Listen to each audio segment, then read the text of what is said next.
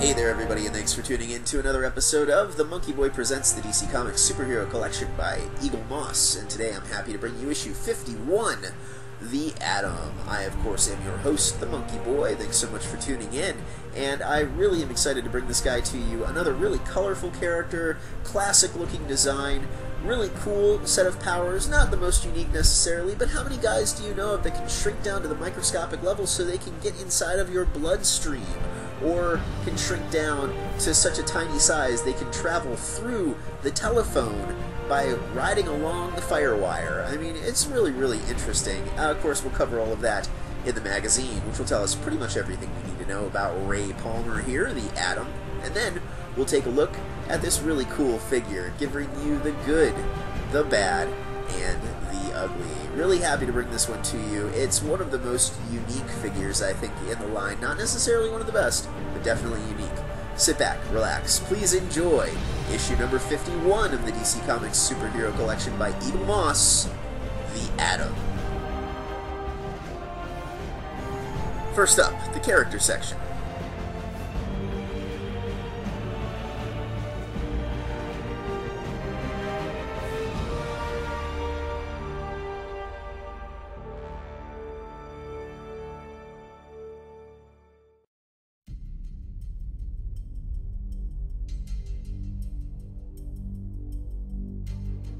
And it's here that we're first introduced to Dr. Ray Palmer, a brilliant young physicist and research scientist at the prestigious Ivytown University.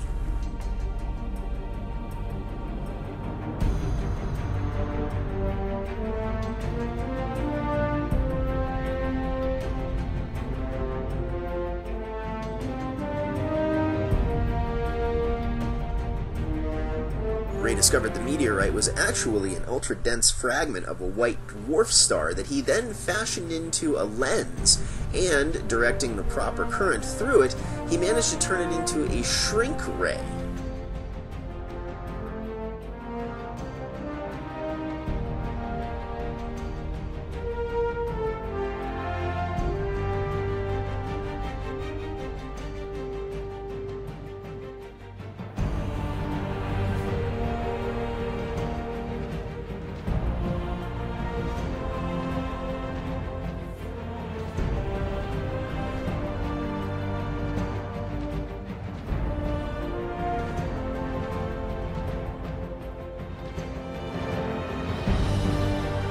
Ray soon realized he was immune from the effects of the shrink ray and designed an apparatus he could keep hidden in his belt so he could shrink on command.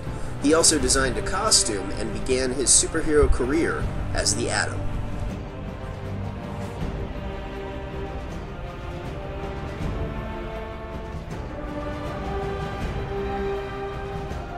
The next couple pages talk a little bit more about what the Atom can do.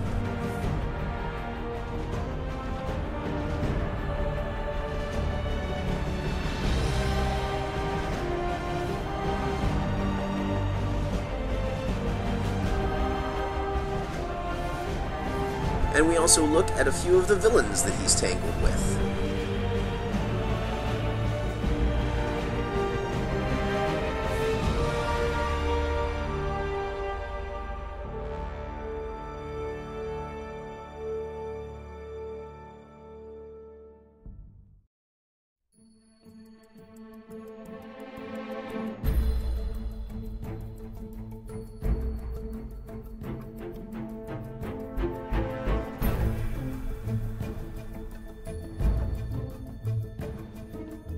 After years of struggling to keep their marriage afloat, Jean and Ray eventually divorced, and Ray moved to Brazil to pursue a research career in the field when his plane crashed.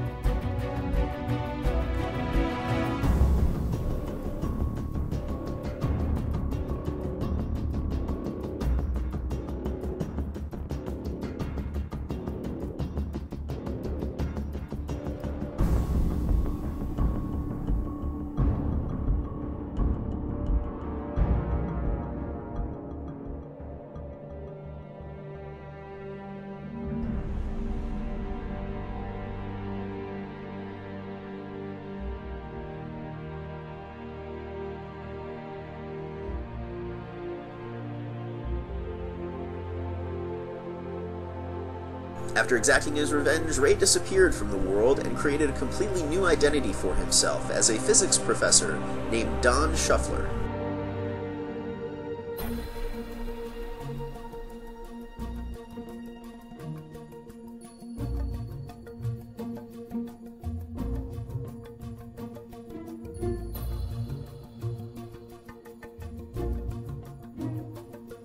The magazine also talks about the moment when Ray figured out that his ex-wife Jean was the one behind the murder of Sue Dibney, the wife of fellow Justice Leaguer Elongated Man.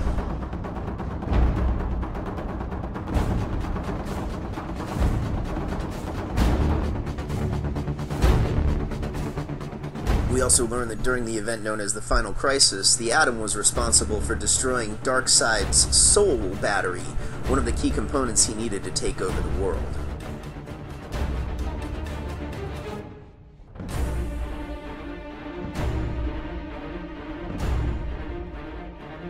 After the Final Crisis, we see the Atom joining up with a trans-dimensional team of superheroes whose duty is to police the multiverse, known as the Border Guards of Infinity.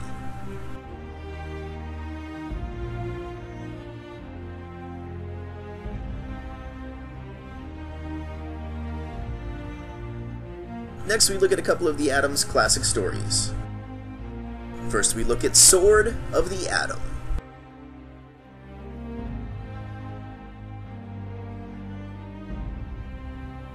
This story opens with the newly divorced Ray Palmer on his way to Brazil to begin a new life as a research scientist when his plane crash lands, causing his suit to malfunction, and he gets stuck in his shrunken form, and what he discovers is an ancient alien civilization of gold-skinned people living in the rainforest. It's a great story where we find a basically powerless Atom fighting to protect these people and this princess that he falls deeply in love with named Lothwin.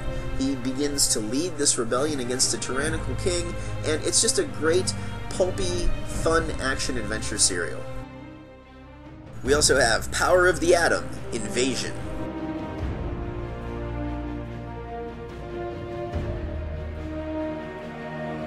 And this story opens after Ray has just recently returned to human civilization after his adventures in the rainforest, and he finds a coalition of alien races trying to neutralize all of the metahumans on Earth so that they can invade.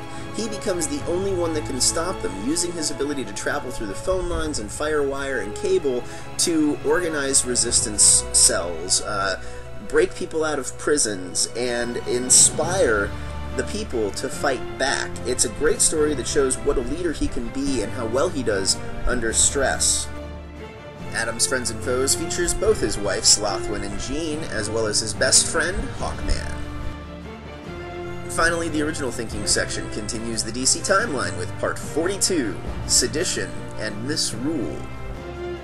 We learn that in AD 64, a time-displaced Captain Atom ended up doing battle in the gladiatorial arena against aliens who were trying to invade.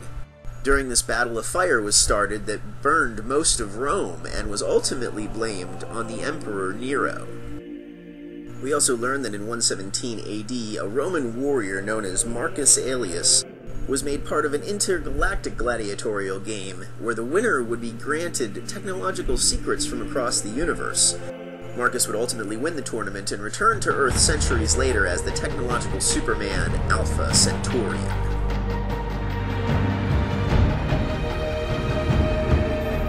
Here we have the Atom, Ray Palmer, and another great figure, I think, in this line. A little bit of a step up from the previous edition. I really dig this one. He's a classic-looking guy. The design of the character, it's faithful to that classic design. I'm glad they didn't go with the, wild man version when he was with that tribe and that, in that Shrunken Forest storyline. And I never really liked the one where you could see his hair coming out of the top and they reversed the colors. I dig this. I really, really dig this. And probably the best thing on this guy is, ta-da, the little guy. I absolutely love that. It's such a great way to get his power across, you know what I mean? It's probably one of the best. The only thing he's really missing are the little tiny, rays coming off of him, little flashes or whatever to show him shrinking down. Just the effect, that's all it's missing. It's really, really great. There's not a whole lot of detail to him, but I mean, come on. He's less than an inch tall. It's ridiculous. It's really fantastic, I think. And then the big figure of the Atom here as well, I think, is really faithful. It's a great looking figure, clean edges.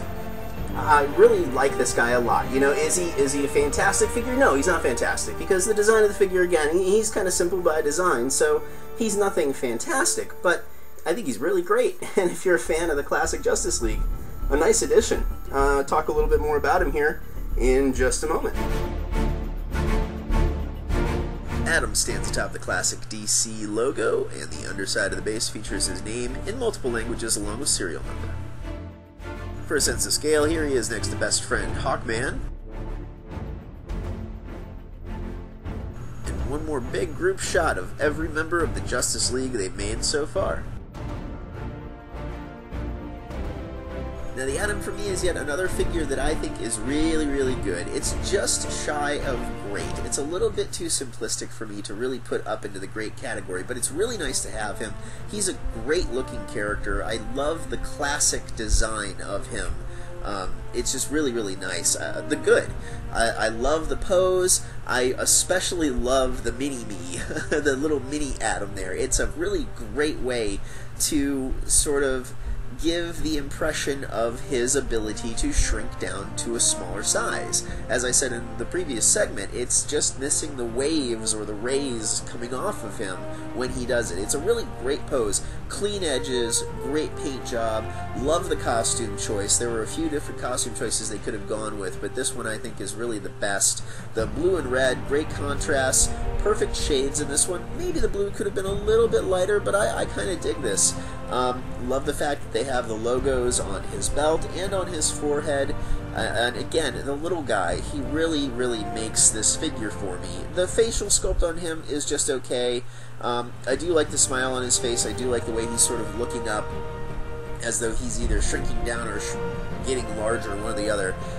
So yeah, it's really mostly a good figure.